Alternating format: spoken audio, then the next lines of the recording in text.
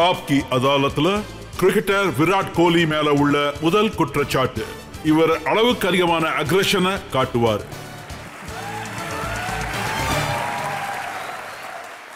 விராட், நீங்க மைதானத்தில் இறங்கும் போது பவுலர்ஸோட இதய துடிப்பு வேகமா அடிச்சுக்க ஆரம்பிக்கும். எனக்கு ஞாபகம் இருக்கு, ஸ்ரீலங்கால நீங்க எந்த அளவுக்கு அடிச்சு துவைச்சிங்கன்னா இன்னைக்கு அவங்க ஷாக்ல தான் இருக்காங்க.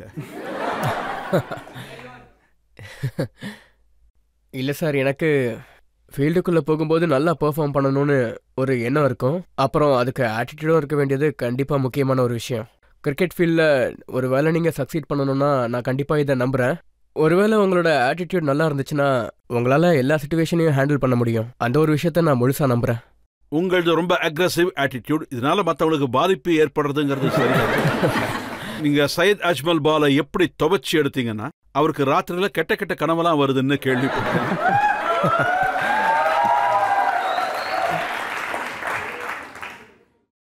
இது ஒரு ஜோக் தான். ஆனால் நான் இதெல்லாம் நான் சொன்ன மாதிரி இதெல்லாம் அப்பப்போ நடந்துக்கிட்டே தான் இருக்கும். நம்ம ஒரு போலர்கிட்ட அப்பப்போ அவுட் ஆகும்.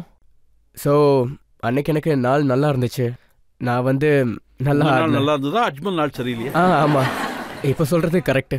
ஆஸ்திரேலியால எல்லா இந்தியன் பிளேயர்ஸ் நாளும் நல்லா இல்லாத போது ஒவ்வொரு நாளும் அவுட் ஆகிட்டு இருந்தாங்க. உங்களால மட்டும் எப்படி செஞ்சுரி அடிக்க முடிஞ்சது? பெரிய பெரிய சீனியர்ஸாலேயே அடிக்க முடியல. ஆமாம் சார், அது டீமுக்கு ரொம்ப டஃப்பான ஒரு டைம். அப்புறம் இது ரொம்பவே அவசியம். ஒரு மனுஷன் தனக்குள்ள தானே எப்பவும் பேசிக்கணும், என்ன பண்ணணும், எந்த மாதிரியான மைண்ட் செட் இருக்கணும்னு. அப்போ தான் எனக்குள்ள நானே பேசிக்கிட்டேன், மற்றவங்க கிட்டேயும் நான் பேசினேன். அதனால எனக்கு நிறைய ஹெல்ப்பும் மென்டல் ஹெல்த்தும் கிடச்சிது.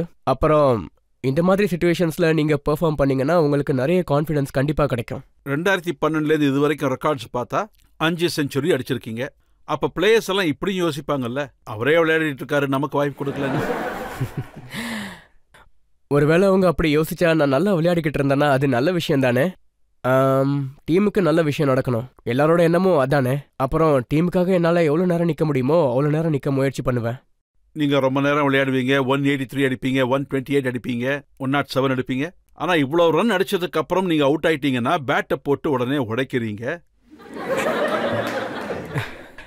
அது சார் எனக்கு சின்ன வயசுலேருந்தே பழக்கம். அதாவது எனக்கு விளையாடுற பேஷன் இருக்கிறதுனால அவுட் ஆகுறது எனக்கு சுத்தமாக பிடிக்காது. அப்புறம் எப்பவுமே நல்லா பெர்ஃபார்ம் பண்ணணும். அதனால அது செஞ்சுரிக்கு அப்புறமா இருந்தாலும் சரி, இல்லை 0க்கு முன்னாடி இருந்தாலும் சரி, எனக்கு அவுட் ஆகுறது சுத்தமாக பிடிக்காது. நான் எப்போவுமே டீமை ஜெயிக்க வைக்கிறதுக்கு முயற்சி பண்ணிக்கிட்டே இருப்பேன். ஸோ ஒருவேளை அது முடியலன்னா எனக்கு கோவம் வந்துடும்.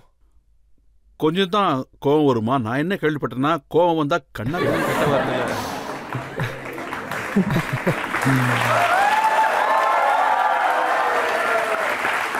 கெட்ட வார்த்தை.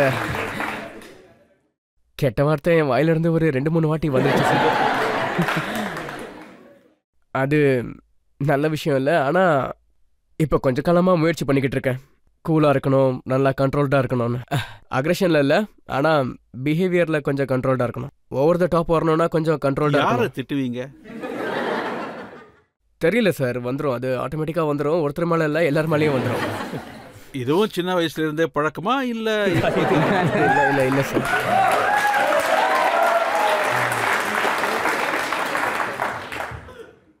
அது சிச்சுவேஷனை பொறுத்து இருக்கு சார். சின்ன வயசுல இருந்து இல்லை, ஆனால் கொஞ்ச நாளாக தான் இருக்கு. நான் என்ன கேள்விப்பட்டேன்னா உங்க சின்ன வயசுல ஒரு 10 வயசுல நீங்க கிரிக்கெட் ஆரம்பிச்ச போது உங்க அப்பா உங்களை ராஜ்குமார் சர்மா கிட்ட கூட்டிட்டு போனாருன்னு. அவருக்கும் கோபம் அதிகம். அப்புறம் நீங்க உங்க பேட்டை உடைச்சிடுவீங்க. அப்புறம் எத்தனை பேட்ஸை உடைப்பீங்கன்னா விண்டர்ல குளிர் காயணும்னா அந்த உடஞ்ச பேட்ஸே குளிர் காய யூஸ் பண்ணிக்கலாம். ஆமாம், நான் நிறைய பேட்ஸ் உடைச்சிருக்கேன். நான் சொன்ன மாதிரி அது எனக்கு சின்ன வயசு பழக்கம். அது நல்ல பழக்கம் இல்லை, ஏன்னா வீட்டில் உண்டானவங்களுக்கு அது ஒரு பெரிய லாஸாக இருக்கும். ஆனால் இந்த மாதிரி ஆட்டிடியூட் இருந்தாகணும்ல. பேட்டு உடஞ்சி போகும்போது நிறைய செலவாகும். அப்போ எங்கேருந்து காசு பண்ணுவாங்க? ஆமாம், நிறைய செலவு தான் ஆகும். ஒரு சில வாட்டி பொருட்கள் வாங்குறதுல ப்ராப்ளமாக இருக்கும். ஆனால் எனக்கு என்னோட கோச் ராஜ்குமார் சர்மா கான்ட்ராக்ட் வாங்கி கொடுத்தாரு, பிடிஎம் கம்பெனி. அப்புறம் அவங்க கிட்ட இருந்து தான் அவர் எனக்கு ஸ்போர்ட்ஸ் குட்ஸ் வாங்கி கொடுக்க ஆரம்பிச்சாரு.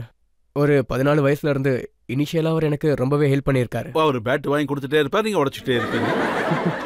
இல்லை, ஒரு தடவை அவர் சொன்னாரு அவர் எனக்கு வருஷத்துல 2 பேட்டு தான் வாங்கி கொடுக்க முடியும்னு. அப்புறம் தான் நான் கொஞ்சம் கேர்ஃபுல்லா இருக்க ஆரம்பிச்சிட்டேன். பேட்டை உடைக்கிறத நிறுத்திட்டேன்.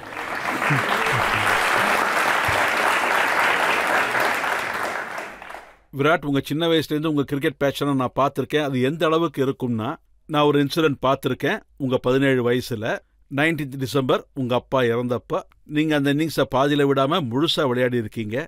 அது எப்படிப்பட்ட இன்சிடென்ட்னா, அது என் வாழ்க்கையில் ரொம்பவே முக்கியமான ஒன்று. அந்த இன்சிடெண்ட்லேருந்து நான் நிறையவே கற்றுக்கிட்டேன்.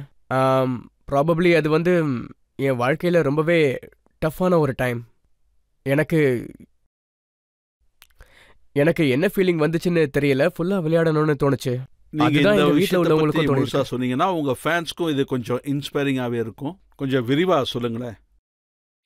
ஒரு விஷயத்த நம்ம பேஷனோட பண்ணோன்னா எதுவுமே அதை தடுக்க முடியும்னு எனக்கு எப்பவுமே தோணுனதே இல்லை. அது நமக்கு எந்த ப்ராப்ளமும் கொடுக்காது, அப்புறம் எதுவும் நம்மளை அதை செய்ய விடாமல் தடுக்காது. ஸோ இதுதான், கிரிக்கெட் தான் எனக்கு எல்லாமே. நான் இதை சின்ன வயசுலேயே முடிவு பண்ணிட்டேன். நான் ஸ்போர்ட்ஸ்க்காக நிறைய டெடிகேட் பண்ணியிருக்கேன். எனக்கு ஒரு இன்சிடென்ட் நடந்துச்சு. அது எனக்கு மட்டும் இல்லாமல் எல்லாருக்குமே ஷாக்கிங்காக இருந்துச்சு. நான் வீட்டில் இருக்கிற எல்லா பெரியவங்க கிட்டேயும் போய் கேட்டேன், அதாவது நான் கிரிக்கெட் போய் விளையாடலாமான்னு. அவங்களும் சரின்னு சொன்னாங்க. நீ கிரிக்கெட் விளையாடலான்னு சொன்னாங்க. அப்புறம் நான் இந்த பேக்ரவுண்டை பத்தி ஆடியன்ஸ்க்கு சொல்ல விரும்புறேன். அப்ப விராட் கோலிக்கு 17 வயசு தான். ராத்திரி 2 மணிக்கு இவரோட அப்பா இறந்துட்டாரு. அவருக்கு அப்ப வயசு 54. அது ஒன்றும் பெரிய வயசு இல்லை. அப்ப இவர் டெல்லியில ரஞ்சி டிராஃபி விளையாடிட்டு இருந்தாரு. இவர் 40 ரன்ஸ் எடுத்துட்டாரு. ஆனா அப்பவும் நெக்ஸ்ட் டே அவர் அந்த இன்னிங்ஸை கண்டினியூ பண்ணினாரு.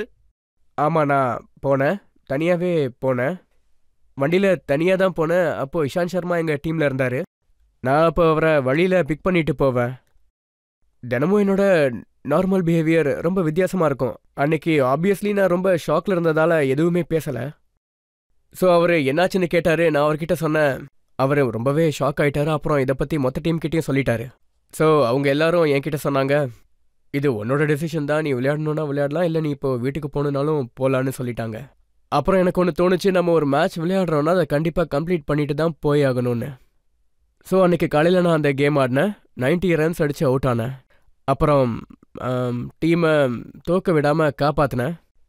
அன்றைக்கி நான் லைஃப்பில் நிறைய கற்றுக்கிட்டேன்னு சொல்லணும். ஒருவேளை நம்ம எதுலையாவது டெடிக்கேட்டடாக இருந்தோன்னா அப்போது ஃபுல்லி டெடிக்கேட்டடாக இருக்கணும். எந்த விஷயமும் நம்மளை டிஸ்ட்ராக்ட் பண்ணிடக்கூடாது. இது கிரிக்கெட்டிங் ஹிஸ்டரியிலேயே கொஞ்சம் ரேரா ஒரு எக்ஸாம்பிளா இருக்கும் விராட். ஒரு 17 வயசு பையன் அவருடைய ஃபாதர் டெத் ஆனதுக்கு அப்புறம் விளையாடி கண்டினியூ பண்ணி 90 ரன்ஸ் எடுத்திருக்காரு. அதுக்கப்புறம் தான் அவர் தன்னுடைய அப்பாவோட இறுதி சடங்குல போய் கலந்துக்கிட்டாரு. ஆமாம், மேட்ச் முடிஞ்சதுக்கப்புறம் நான் ஃபியூனரலுக்கு போனேன். அதாவது எனக்கு நாள் பூரா என்ன நடந்துச்சுன்னு புரியல. அப்புறம் நான் கிரிக்கெட் விளையாடும்போது மட்டும்தான் சென்ஸில் இருந்தேன். அது தவிர எனக்கு வேறு எதுவுமே தெரியல. சுற்றி என்ன நடக்குதுன்னு தெரியல. அது எனக்கு ரொம்பவே டஃப் டைம்னு தான் சொல்லணும்.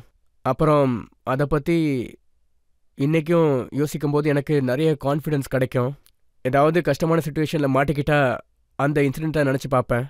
என் லைஃப்பில் டஃபஸ்டான இன்சிடெண்ட்டை எப்படி நான் ஹேண்டில் பண்ணேன்னு, அதனால எனக்கு என்ன ஸ்ட்ரென்த் கிடச்சிதுன்னு. கண்டிப்பா நீங்க ரொம்ப நல்ல விஷயத்த சொல்லியிருக்கீங்க. உங்க வாழ்க்கையில ரொம்பவே டிஃபிகல்ட்டான ஒரு சுச்சுவேஷனை ஹேண்டில் பண்ணியிருக்கீங்க. இப்போ எனக்கு என்ன தோணுதுன்னா, நாட்டுக்கு எந்த கஷ்டமான சுச்சுவேஷன் வந்தாலும் விராட் கோலி அதுக்கு ஹெல்ப் பண்ண முடியும்னு.